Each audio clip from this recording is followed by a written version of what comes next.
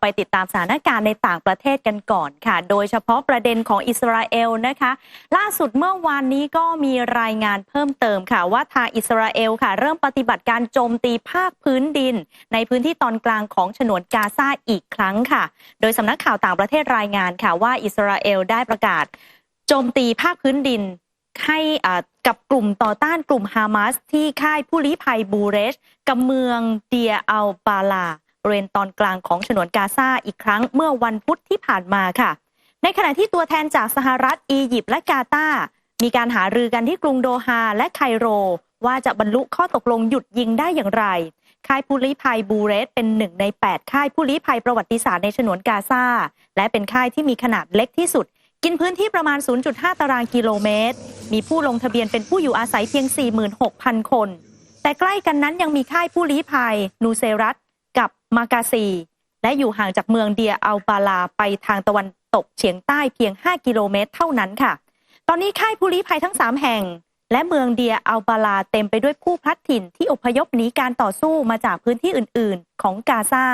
รวมถึงชาวบ้านนับล้านคนที่ต้องหนีออกจากเมืองราฟาทางตอนใต้สุดหลังจากอิสราเอลเริ่มปฏิบัติการโจมตีภาคพื้นดินเมื่อเดือนพฤษภาคม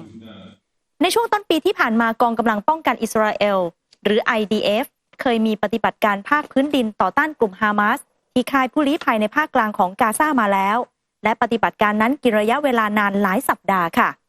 และล่าสุดเมื่อวันพุธที่ 5 มิถุนายนนะคะ IDF ก็ระบุว่าเป้าหมายของปฏิบัติการรอบใหม่ที่บูเรสกับเมืองเดียอัลบาลาคือการทำลายโครงสร้างพื้นฐานของกลุ่มผู้ก่อการร้ายที่ตั้งอยู่ห่างจากชายแดนอิสราเอลหลายกิโลเมตรทั้งบนดินและใต้ดิน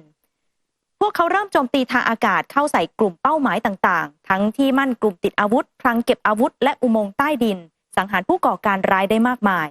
อย่างไรก็ตามชาวบ้านจำนวนมากในค่ายผู้ลี้ภัยค่ะได้รับผลกระทบอย่างหนักจากการโจมตีรอบใหม่ของ IDF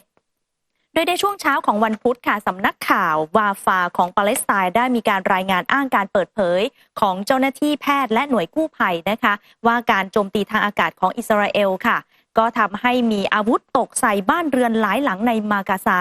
และเมื่อช่วงค่ำคืนที่ผ่านมาก็ส่งผลให้มีผู้เสียชีวิตอย่างน้อย11ศพค่ะนอกจากนี้ยังมีผู้เสียชีวิตอีก2ศพหลังการโจมตีทางอากาศนะคะที่อาวุธตกใส่บ้านหลังหนึ่งใกล้ทางเข้าค่ายบูเลชและอีก2ศพเสียชีวิตจากกระสุนปืนใหญ่ที่ตกในเมืองอาบูอัลอาเจนทางตะวันออกเฉียงใต้ของเมืองเดียอัลบาลาค่ะต่อมาทีมแพทย์ขององค์กรแพทย์ไร้พรมแดนในฉนวนกาซาก็มีการเปิดเผยเพิ่มเติมค่ะว่าสถานการณ์ที่โรงพยาบาลอัลอักซาซึ่งเป็นหนึ่งในศูนย์การแพทย์ไม่กี่แห่งที่ยังใช้การได้ในภาคกลางของกาซากำลังเข้าขั้นหายนะโดยในช่วง24ชั่วโมงที่ผ่านมามีผู้เสียชีวิต70ศพและบาดเจ็บกว่า300รายถูกส่งมายังโรงพยาบาลแห่งนี้หลายคนเป็นแผลไฟไหม้รุนแรงมีแผลถูกยิงโดนสะเก็ดระเบิดกระดูกหักและอื่นๆทั้งนี้หลัง IDF เริ่มปฏิบัติการโจมตีเมืองราฟาเมื่อ6พฤษภาคมที่ผ่านมาพวกเขาบอกให้ประชาชนอพยพไปยังเขตเพื่อมนุษยธรรมที่ถูกขยายเพิ่มเติมซึ่งครอบคลุมพื้นที่เมืองอัลมาวาซีบริเวณชายฝั่งไปจนถึงเดียอัลบาลาโดยอ้างว่าที่นั่นมีทั้งเต็นท์ที่พักโรงพยาบาลสนามและเสบียงอาหารค่ะแต่สำนักงานบรรเทาทุกข์และจัดหางานของสหประชาชาติสำหรับผู้ลี้ภัยปาเลสไตน์ในตะวันออกใกล้เตือนเมื่อวันจันทร์ว่าพื้นที่สำหรับผู้พลัดถิ่นในเดียอัลบาลากำลังจะหมดลงแล้วและผู้คนกำลังแห่เดินทางไปที่นั่นด้วยความหวังว่าจะเจอสถานที่ปลอดภัยซึ่งไม่มีอยู่จริงอีกด้านหนึ่งนะคะตัวกลางเจรจาสันติภาพระหว่างอิสราเอลกับกลุ่มฮามาสอย่างสหรัฐอียิปต์และกาตาร์เดินทางไปหารือกันที่กรุงโดฮาและกรุงไคโรเพื่อหาทางบรรลุข้อตกลงหยุดยิงและปล่อยตัวประกันฉบับใหม่โดยสหรัฐกำลังรอการตอบสนองจากกลุ่มฮามาสเรื่องข้อตกลงหยุดยิง3ขั้นตอนที่ประธานาธิบดีโจไบเดนแจกแจงเมื่อวันศุกร์โดยอ้างว่าเป็นข้อเสนอจากฝ่ายอิสราเอลที่จะนำไปสู่การหยุดยิงถาวรในกาซาขณะที่กาซาระบุว่าพวกเขาได้ส่งมอบแผนดังกล่าวให้ผู้แทนของฮามาสแล้วพร้อมย้ำว่าพวกเขากำลังรอการแสดงจุดยืนที่ชัดเจนจากรัฐบาลอิสราเอลหลังนายกรัฐมนตรีเบนจามินเนทันยาฮูออกมากล่าวว่าจะไม่มีการหยุดยิงถาวรจนกว่าพวกเขาจะบรรลุเป้าหมายหลักทั้ง3อย่างค่ะถ้าดูสถานการณ์ที่เกิดขึ้นตัวเลขของยอดผู้เสียชีวิตนะคะนับตั้งแต่เดือนตุลาคมที่ผ่านมาค่ะอย่างน้อยๆมีผู้เสียชีวิตแล้วกว่าเกือบ500รายด้วยกันในฝั่งของเลบานอนนะคะส่วนใหญ่เป็นนักรบค่ะ แต่ก็มีทางด้านของพลเรือนเหมือนกันที่รวมอยู่ด้วยสัก88รายค่ะส่วนฝั่งของอิสราเอลเองทหารอย่างน้อย14นายมีพลเรือน11คนเสียชีวิตนะคะนายกรัฐมนตรีเบนจามินเนทันยาฮูเองเปิดเผยค่ะว่าอิสราเอลเตรียมพร้อมที่จะยกระดับปฏิบัติการให้มีความเข้มข้นขึ้นตามแนวชายแดนที่ติดกับเลบานอนเป็นบริเวณที่ทหารอิสราเอลยิงตอบโต้กับพวกนักรบฮิซบัลเลาะห์แทบทุกวันเลยนะคะ8เดือนที่ผ่านมาแห่งการปะทะกันเกิดขึ้น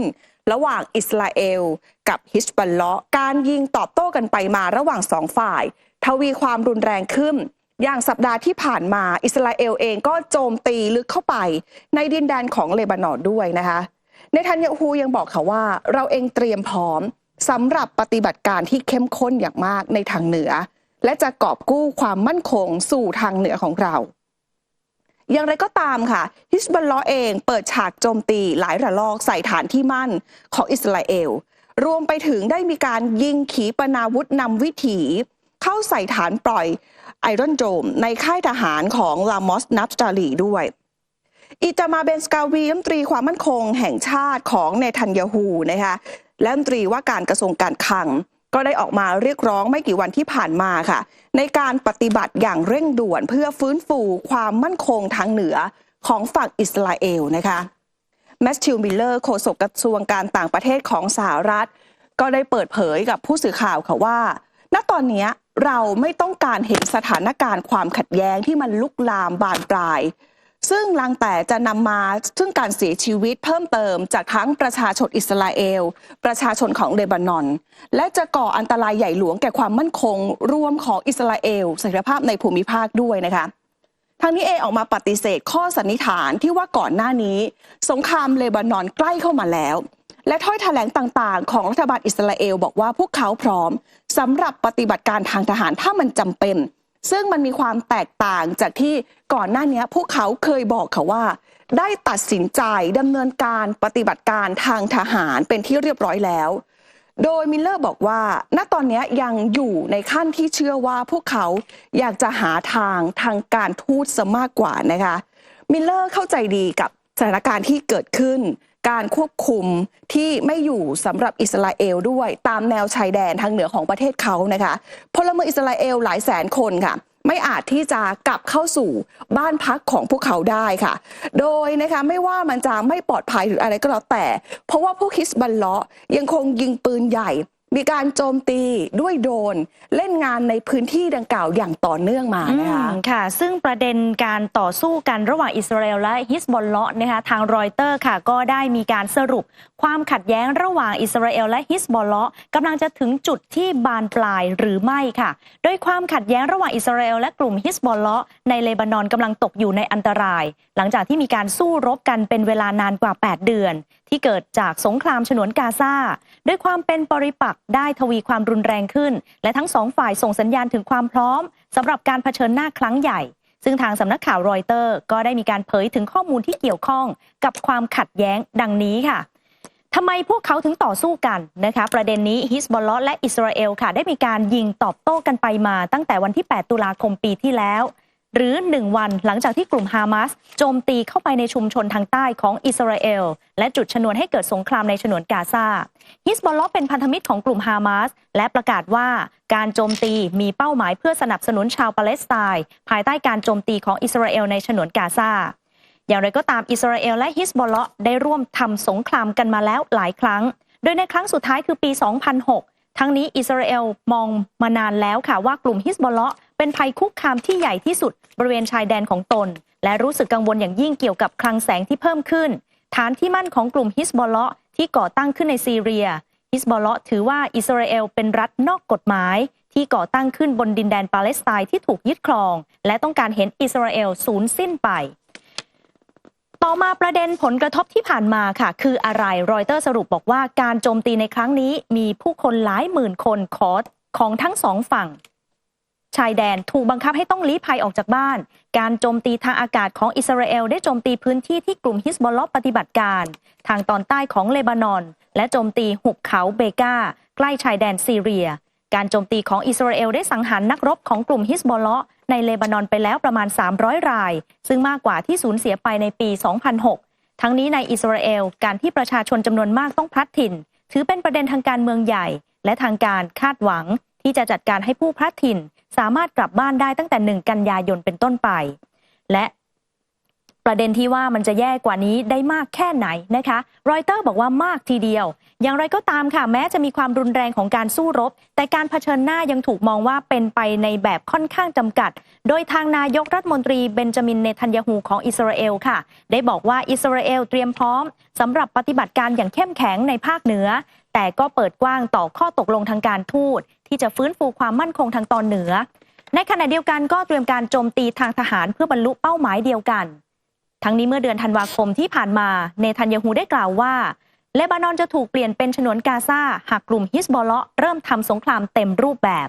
ขณะที่ชีคนาอิมกัสเซมรองผู้นำกลุ่มฮิซบอลเลาะห์ก็มีการส่งสัญญาณค่ะว่าทางกลุ่มไม่ได้พยายามที่จะขยายความขัดแย้งแต่กลุ่มฮิซบอลเลาะห์พร้อมที่จะต่อสู้กับสงครามใดๆก็ตามที่เกิดขึ้นกับกลุ่มฮิซบอลเลาะห์อย่างไรก็ตามค่ะกลุ่มฮิซบอลเลาะห์ก็ยังได้ส่งสัญญาณอีก1 สัญญาณนะคะถึงการเปิดกว้างต่อข้อตกลงที่เป็นประโยชน์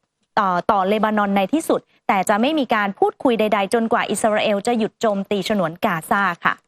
มาร่วมสนับสนุนท็อปนิวส์นำเสนอความจริงได้แล้ววันนี้เพียงกดปุ่ม Super Thanks แล้วเลือกจำนวนเงินตามที่ต้องการได้เลยครับขอบคุณครับ